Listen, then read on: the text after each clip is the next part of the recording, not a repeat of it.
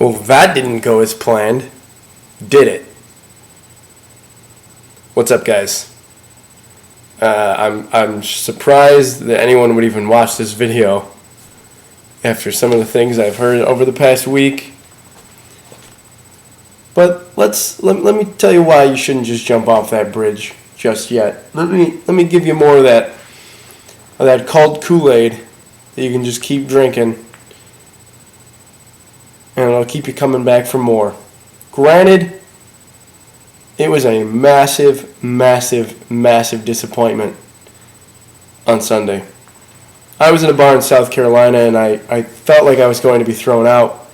I was not ejected from the bar, but I probably should have been, because what I saw on Sunday was one of the absolute worst case scenarios I had.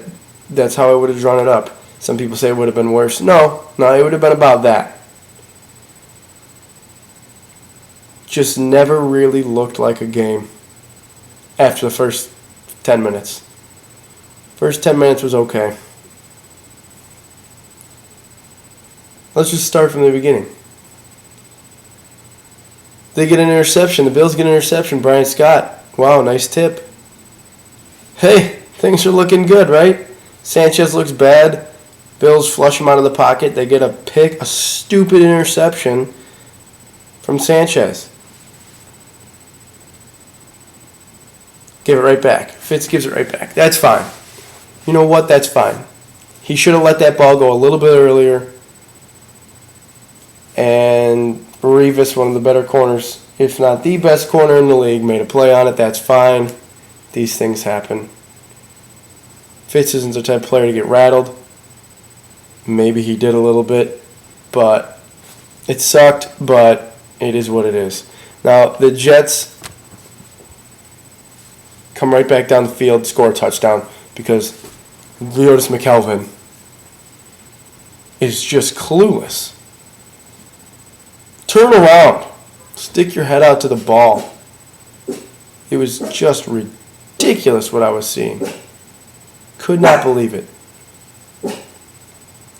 Applying no pressure. I mean, it was all downhill from there. They made it 14-0 after a stupid interception by Fitz. I don't even remember when that was, but he underthrew Nelson. Terrible interception.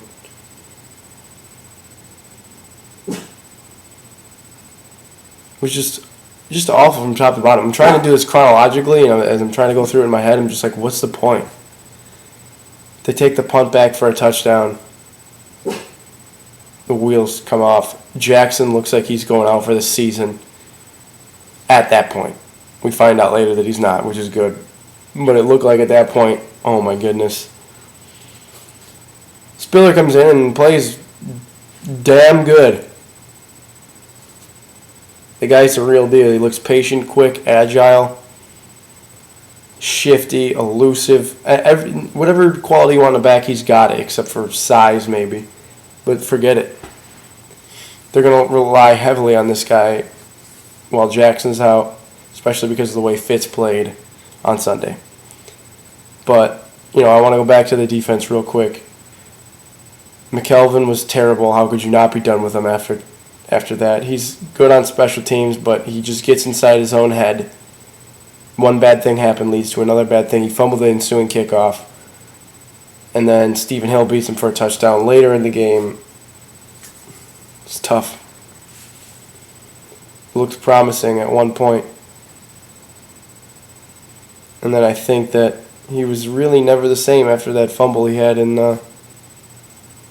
that was it, yeah. That fumble, when he fumbled that kickoff against the Patriots. I don't think he's ever been the same since. What are you going to do? Gilmore got beat a couple times. So did Williams. You know what, though? They're rookies. That's going to happen. You got to file that under the growing pains of the transition of getting used to the NFL. They'll figure it out. The talent's there. They didn't get any help because the Bills got absolutely no pressure whatsoever. And it was a good strategy. to start off. It looked like Wannstedt was thinking, we have really good front four. Let's just see if they can get there. They tried it. It didn't work. But they kept trying it the whole game. They didn't change anything up whatsoever. They only blitzed. I just saw a WGR report. They only blitzed 5 times. They only blitzed 5 or more rushers 5 times on 63 plays. On Sanchez's 26 pass attempts, they sent 5 guys 3 times. 5 or more. So they thought the front four could get there. They did not. Sanchez stayed clean, and anybody can make those throws, especially when guys are running that wide open. It was ridiculous. I was sitting there like, I could not believe I waited 8 months to watch that game. That was what we were looking forward to for 8 months. That. Unbelievable. Now everyone is jumping off the bandwagon. You can hear it from a mile away. Everyone's saying, cut Fitz, fire Gailey, yeah, so and so. No, stop. Stop it. It was one game. Granted, Fitz has been less than inspiring since he signed that contract, but it was still only one game. It's like the Jets are his kryptonite, by the way. The Jets might become the new Patriots pretty soon. They beat us 6 times in a row now. But it's for a defensive-minded coach like Ryan, it's easy to game plan against a quarterback like Fitz. Because he will show flashes from time to time where he'll be like, he beat us there. But for the most part, you know how to stop him. And that's what the approach Rex Ryan takes to playing against Fitzpatrick and the Bills. Were there some bright spots? Sure. Like I said, Spiller. Probably the brightest spot was that it was only one game. It's a team that most people think they need to beat, and that is true. But part of me is sort of glad that happened because of the expectations that we had for this team. We were so high on these guys. We thought they were going to be good. Turns out they get punched in the mouth by a division opponent. Maybe that'll save them. Maybe that'll show them, hey, we got to work a little bit harder. Nothing's given. Mario Williams, $100 million, kind of invisible. Of course, I'll show you a couple pictures in a second.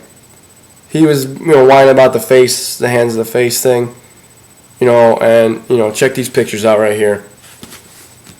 Now, you can clearly tell that the guy's hands are all over Mario Williams' head. I mean, it's just ridiculous. The penalty wasn't called at all. And the replacement refs, people are going to try to get away with certain things, and it worked. Williams just has to be tougher. I mean, I know who you are, but, he's cheating more or less. So why don't you do a little bit of the same till they call it? Get a little down and dirty. I know you're trying to play by the rules and everything, and I can clearly see in the picture that guy is violating, overstepping his boundaries. But that's something you have to deal with, especially if they're not calling it. I know the referees may have ignored you, but you have to do something about it. If you sit back and whine and keep trying the same things, I'm not saying you're whining, okay?